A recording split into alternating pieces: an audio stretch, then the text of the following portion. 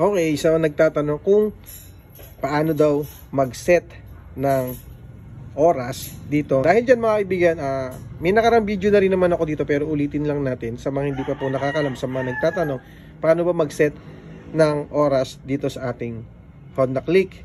At isasama na rin po natin yung mga ibang function ng motor dito. Okay, so gawin na natin kung paano mag-set ng timer o ng time dito sa ating Honda Click. So press mo lang yan, ang dalawa na sabay. Kailangan sabay mo lang siya mag-press.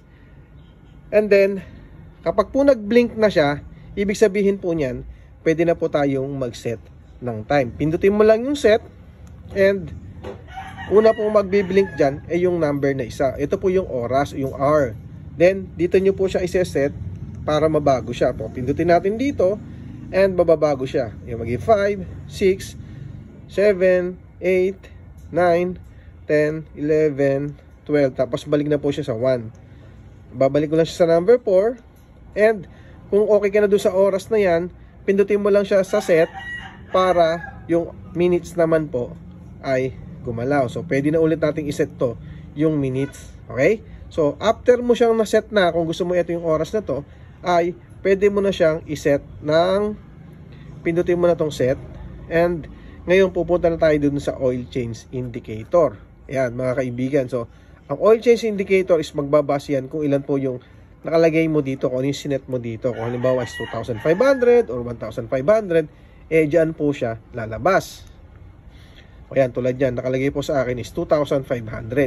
Kaya kung na-reach ko na yung 2,500, eh lalabas na po yung oil change o yung oil indicator. Ngayon, so pag pinindot mo pa ulit siya dito sa set, yan, babalik na po tayo dito sa kung ilan kilometer na yung tinatakbo ng ating motor. Ngayon, paano naman natin tatanggalin yung trip A o yung trip B na process natin? So, pindutin mo lang siya dito, okay?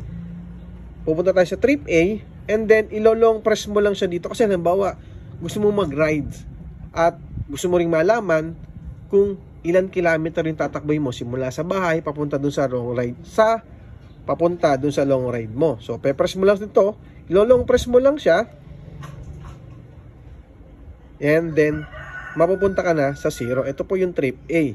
And then yung trip B naman natin, ayan, ganun din lang ang gagawin ninyo. Ilolong press mo lamang din, okay?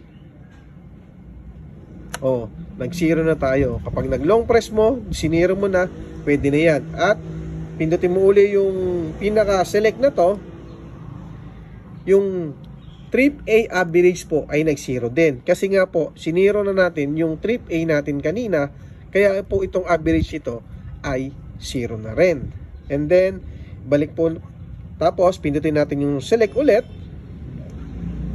So, makita natin yung volts na nandito naman. So, yung volts natin, kapag po patay ang makina o tigil yung makina, ito po yung lumalabas niya. Pero kapag in-start mo naman siya, start natin, tataas po yan ng 14. So, yan po yung average, or ito po yung magandang battery natin. Dapat po is 14 pataas.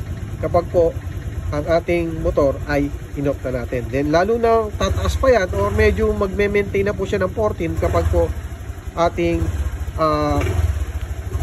nire-rev na yung gulong at mame-maintain na po niya yung 14 volts per hour.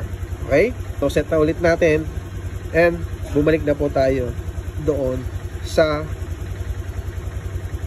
ating kilometer. Ngayon, sa mga tatanong naman para sa battery kung kailan magpapalit, so pindutin lang natin ulit to. Then dagdag ko lang, ito po is pag bumaba po ito ng 13.9 is malapit na po siyang magpalit ng battery. So 13.9, 13.8, basta bumaba pa siya ng bumaba, kapag ito'y nagbuhay yung makina, nagwa-warning na po siya, or maghahanda-handa na po tayo ng budget para magpalit ng baterya. At kung naka-off naman siya, halimbawa mga kaibigan natin, ngayon naman mga kaibigan, kapag binuhay natin yung ating motor, dapat hindi po siya bababa ng 11.9 o dapat hindi po siya bababa ng 12, kasi nga po ito yung ating average o yung itong minimum natin ng ating voltahe ng ating baterya. So dapat kung bumaba po siya ng 11 or bumaba po siya ng 11.9, 11.6 o ganun po, is maghanda-handa po tayo ng budget para po tayo ay bumili na ng bagong baterya natin. Okay, so yun lang mga kaibigan, sa ating nagtanong kung ano ba yung mga nadidito sa loob ng panel natin, kung paano natin iset yung ating timer, paano natin iset yung ating oil change, paano natin i-reset yung ating trip A tsaka trip B tsaka yung ating baterya. Okay, so yun lang, maraming salamat, bye bye, thank you.